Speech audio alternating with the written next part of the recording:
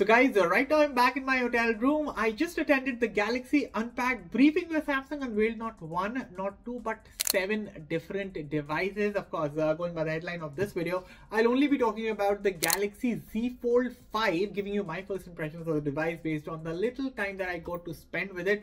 Now, I've also made a different Galaxy Z Flip 5 video as well. If you're interested in that phone, you can check out that video later, because first, please check out this video.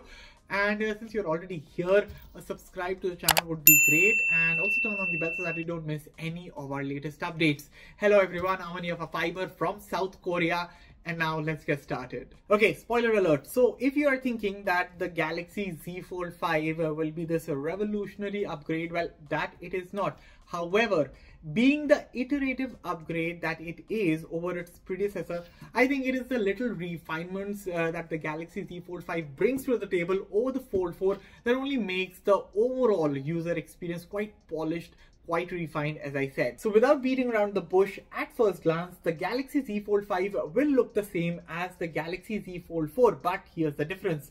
It is significantly slimmer when folded, 2.4 millimeters to be exact, and you need to hold the phone, guys, in person to believe it, that it feels so slim. It is light, and probably the best thing, which was a long time coming, is that there's zero gap in between when you fold the smartphone. Now, Motorola recently, and other smartphone makers as well that have been making foldables, they have mastered this trick of bringing foldable phones with the zero gap design. But you know, when it comes to the perfection, Samsung is definitely late to the party, but as I said, when Samsung does it, it is done with perfection, as seen with the Galaxy Z Fold 5 and the Galaxy Z Flip 5. Hear me out. So as you can see, there is zero gap, and let me tell you guys that the hinge here feels more solid than ever. And if you have used a Samsung Fold or a Flip in the past, then you know no other phone maker puts a better hinge design than the Galaxy foldables. So they call this the flex hinge, and to achieve the zero gap design, they've employed a teardrop format hinge, which causes less stress on the display when folded. That said, the crease is still here to stay, but that's the nature of foldable, guys. I mean, if the screen will fold, there will be a crease. Other than this, the Galaxy Z Fold 5 is still IPX8 rated, which means once again another year with no dust protection. And I think so this is the only part of the missing puzzle that the Galaxy foldables don't have, that is no dust protection. But yes, hoping for a dust protection next year. Okay, let's talk about the display now. So same sizes again on the cover display as well as the inner display, although the display quality should be better this time around. Now in terms of brightness, the Fold 5 almost matches the Galaxy S23 series when it comes to typical 1200 nits brightness, and in fact it also matches the peak 1750 nits brightness of the S23 series, so that is good. Now the software on board is One UI 5.1.1 atop Android 13, and while I did not get much time to spend and test the software, multitasking is a key focus for the company with the latest foldables. For instance, we saw the taskbar last time around on the Fold 4 as well, but with the Fold 5, you will now get an advanced taskbar for easy switching between apps. And speaking of switching between apps, when you multitask with say 3 apps at the same time, all the 3 apps are totally active, meaning you can interact with all 3 at the same time without the other 2 apps being passively active, as was the case with the Galaxy Fold 4. Okay, at the helm of the Galaxy Z Fold 5 is the Snapdragon 8 Gen 2 processor for Galaxy, which is basically an overclocked version of the Qualcomm chip that Samsung uses.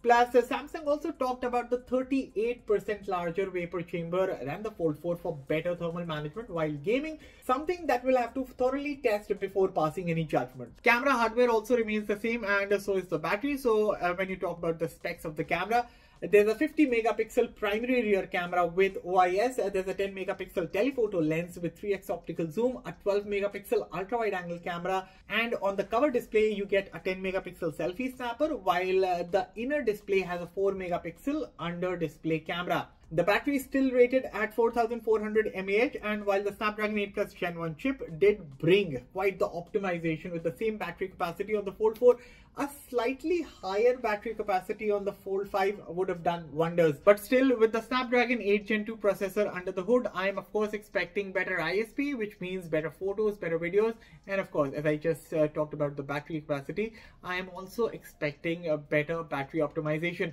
Now, if I get a chance, I'm surely going to do a battery and performance test between the Galaxy Z Fold 5 and the Galaxy Z Fold 4. But for now, there you have it, folks, your first look at the Galaxy Z Fold 5 right from South Korea. As I said, not much has changed with the Fold 5, but it is the little refinements that are at play here. For me, the software was already good on the Galaxy Fold 4, but with the Fold 5, I'm of course expecting a better software performance. But also, I just love how the phone feels light and slim in the hand. Plus, as I kept pointing out, the zero gap looks so satisfying and feels satisfying. Rest, let me know your thoughts about the Galaxy Z Fold 5 in the comments below, and the review, the comparisons, and other videos of the Galaxy Z Fold 5 are in the works. So if you don't want to miss that, then definitely stay tuned to Fiiber. I'll catch you all in the next one. Till then, take care of yourself and thank you for watching.